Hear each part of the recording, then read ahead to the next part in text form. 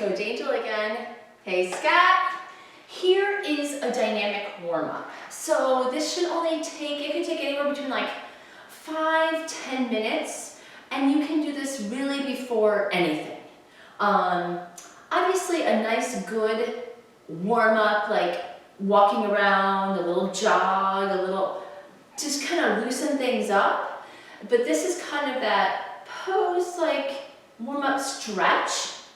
Like you warm up 5-10 minutes of some kind of cardio or just movement in general to get everything going. And this piece is a bit of a stretch, a bit of a joint loosener, lubrication, dynamic, a continuous dynamic warm-up.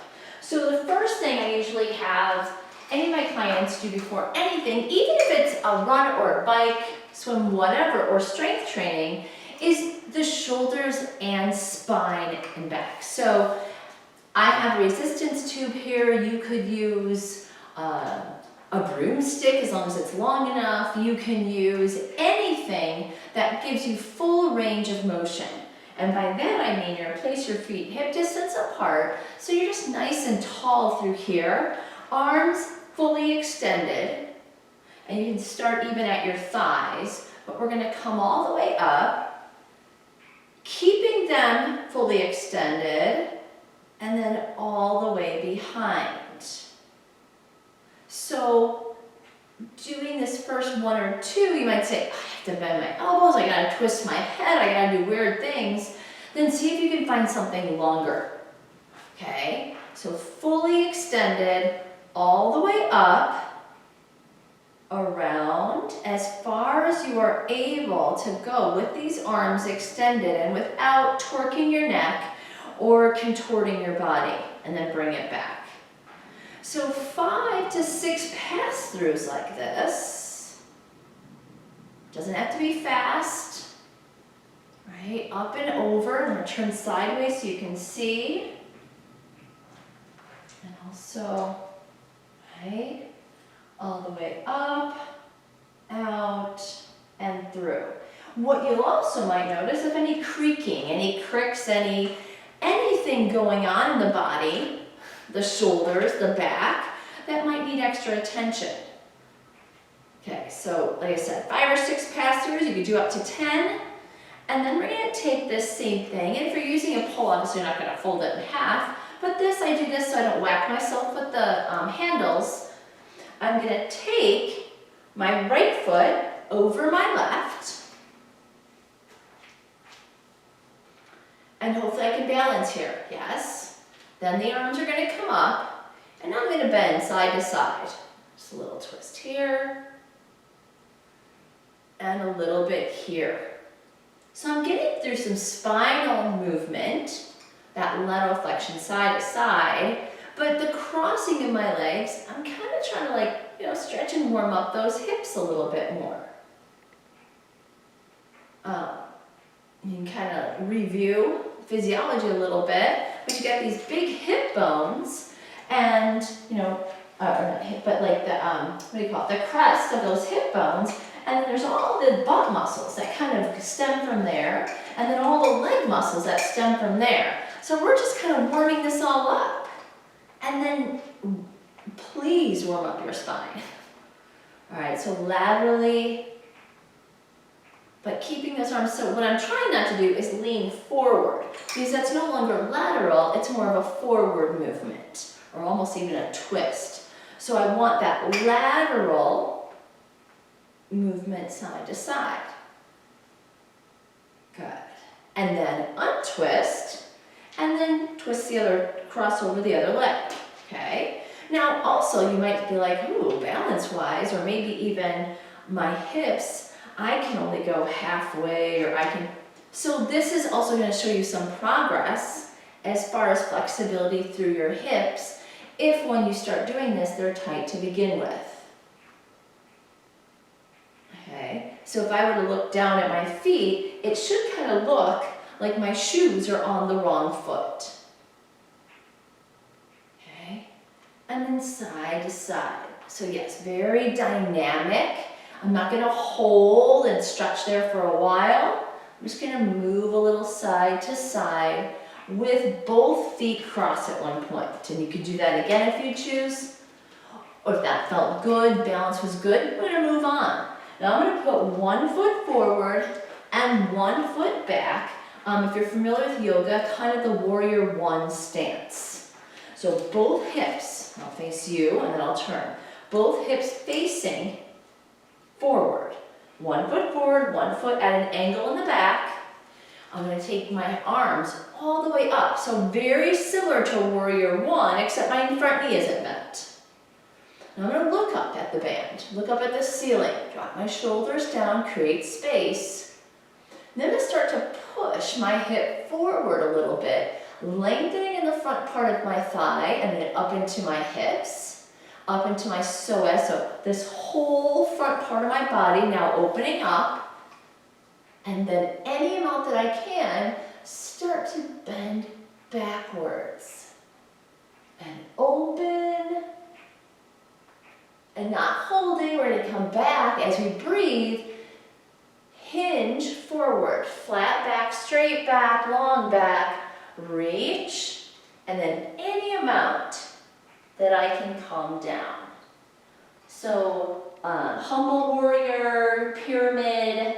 So if you're thinking yoga poses, okay, this is a bit like sky archer. Reach back, those hips push forward, and then all the way forward. So really nothing below, or nothing below my belly button, is doing anything but stabilizing. It's not moving, it's not bending, my knees aren't bending. My upper body is bending back, my back is flexing and extending.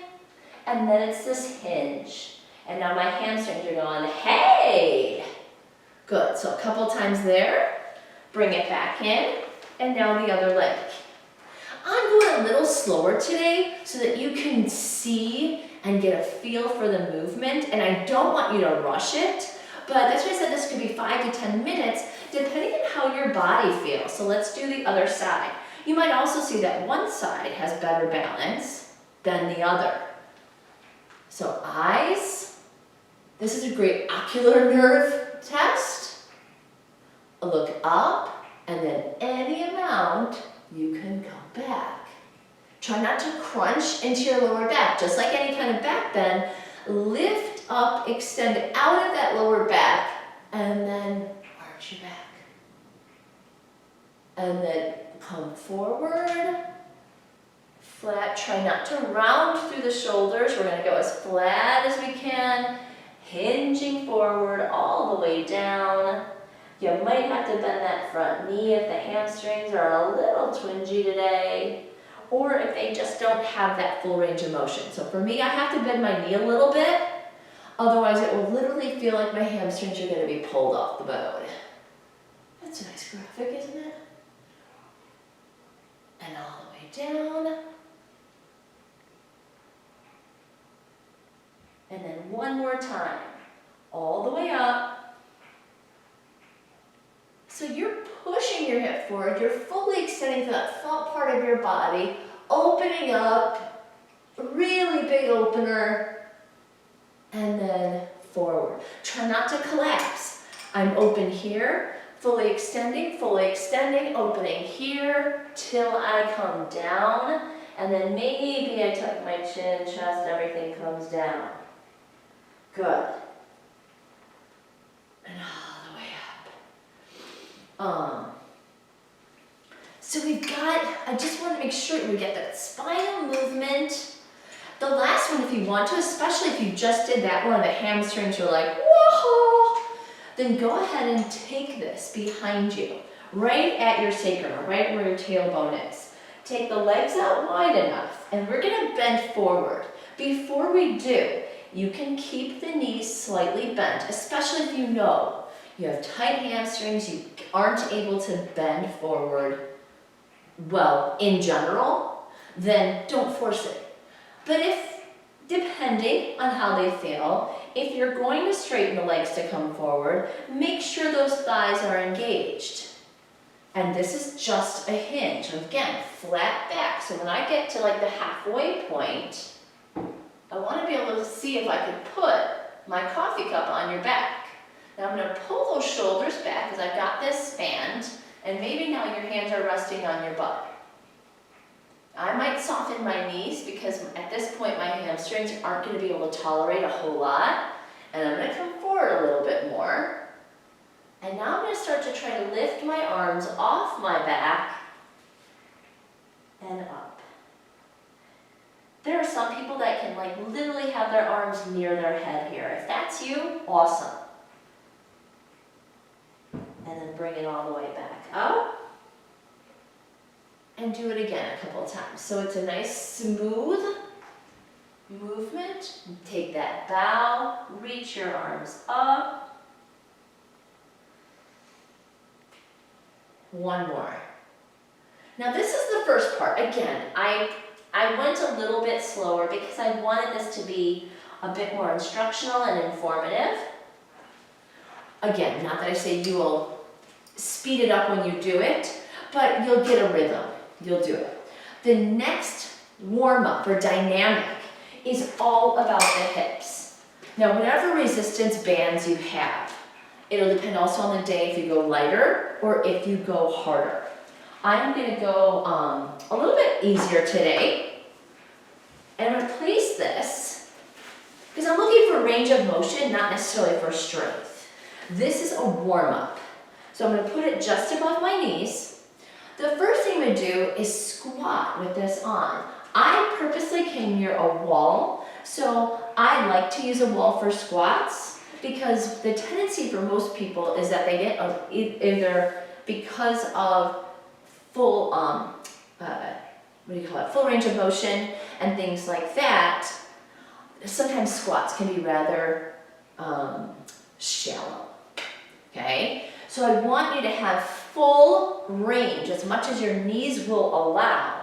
They do like to be bent at 90 degrees or greater, but understanding that our full body weight into that position can be a little rough on the joint, especially if we're not sitting our hips back for whatever reason. A little nervous, we don't have the range, whatever. So the wall, right, the wall's not gonna go anywhere. I can push my butt up against it here. So my butt's touching, I'm pushing into it, and I can get low, and I can come up.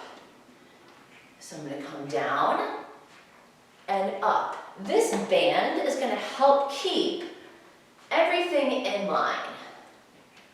What this can also do is that a lot of times I'll see people because of, again, range of motion, tightness in hips, back, whatever, I want you to try to bring your arms up when you squat. Without the wall, a lot of times I'll see this. So the hips didn't necessarily come down that much. You know, you get this. So using the wall, we're gonna come down, touch the wall, and bring everything up. Now you're like, what does that do? Strengthens through that lower back and creates, yes, some space in that lower spine. All the way up. So let's do 4 more.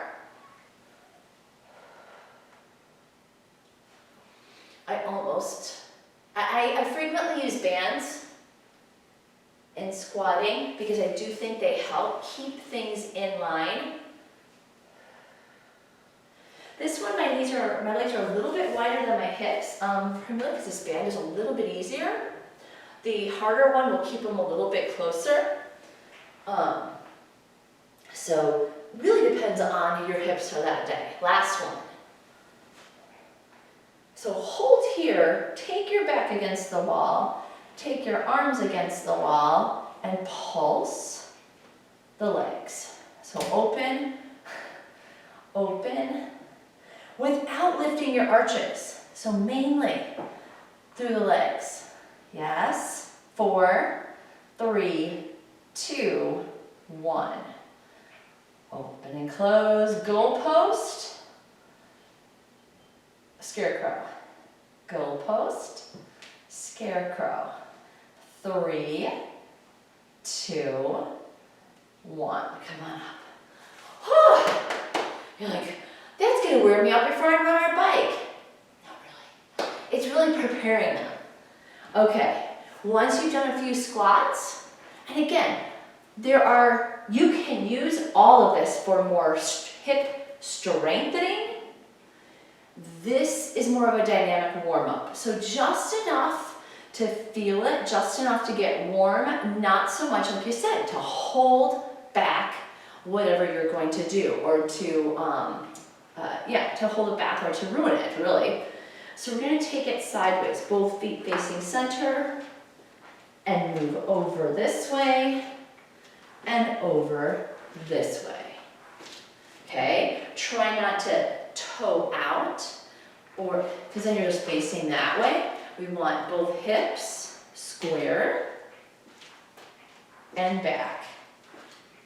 And again, just enough to warm it up.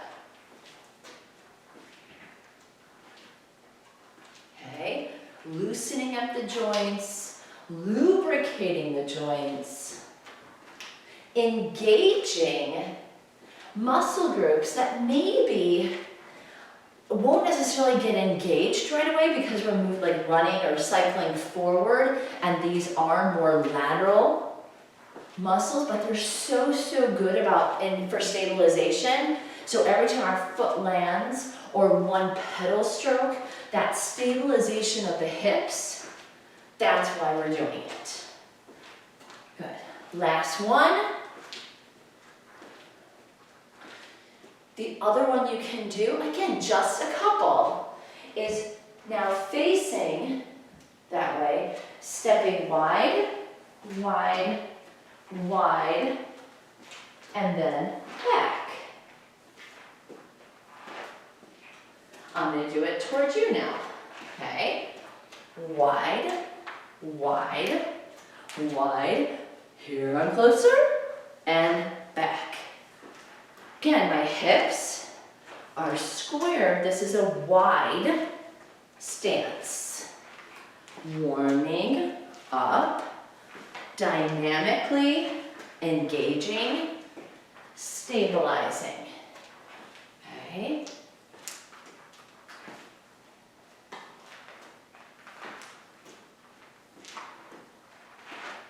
Good. Last one.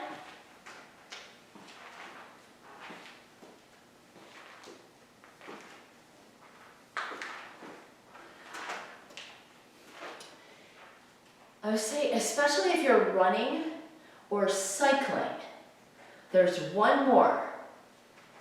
Again, don't wear yourself out. It is to get the heart rate up, it's to get everything lubricated. But keeping the legs hip distance apart, add in the elbows, and then we're gonna warm up here, but we're also gonna warm up in those hips.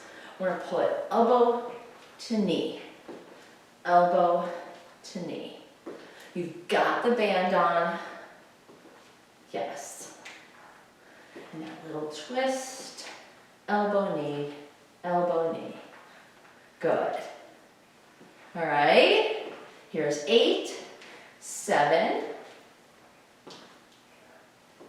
4, 3, 2, 1. That, in a nutshell, is your warm-up. Take all of these pieces. How many you do, some days you'll need more, some days you'll need less, but shoulders, back, hips. Basically, our whole core musculature, dynamically warming it up and waking it up and bringing its attention and focus to the job ahead. Awesome. Have a good day. Hopefully this is going to be integrated into kind of your, not daily, yeah, it could be daily life, or at least your workout life. Take care.